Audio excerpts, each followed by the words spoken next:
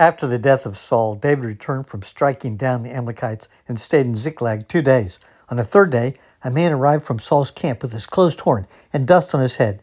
When he came to David, he fell on the ground to pay him honor. "Where have you come from?" David asked. He answered, "I have escaped from the Israelite camp." "What happened?" David asked. "Tell me." "The men fled from the battle," he replied. "Many of them fell and died, and Saul and his son Jonathan are dead." Then David said to the young man who brought him the report, "How do you know that Saul and his son Jonathan are dead?" "I happened to be on Mount Gilboa," the young man said, "and there was Saul, leaning on his spear, with the chariots and their drivers in hot pursuit. When he turned around and saw me, he called out to me, and I said, 'What can I do?' He asked me, 'Who are you?' 'An Amalekite,' I answered. Then he said to me, 'Stand here by me and kill me. I'm in the throes of death, but I'm still alive.' So I stood beside him and killed him, because I knew that after he had fallen, he could not survive. And I took the crown that was on his head and the band on his arm, and have brought them here to you, my lord."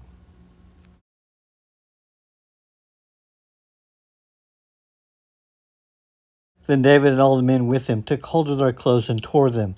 They mourned and wept and fasted till evening for Saul and his son Jonathan, and for the army of the Lord, and for the nation of Israel, because they had fallen by the sword.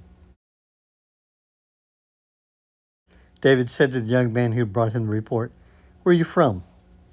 "I'm the son of a foreigner, an Amalekite," he answered. David asked him, "Why weren't you afraid to lift your hand to destroy the Lord's anointed?" Then David called one of his men and said, "Go strike him down." So he struck him down, and he died. I changed my mind. For David had said to him, "Your blood be on your own head. Your own mouth testified against you when you said, 'I killed the Lord's anointed.'" Then the men of Judah came to Hebron, and there they anointed David king over the tribe of Judah.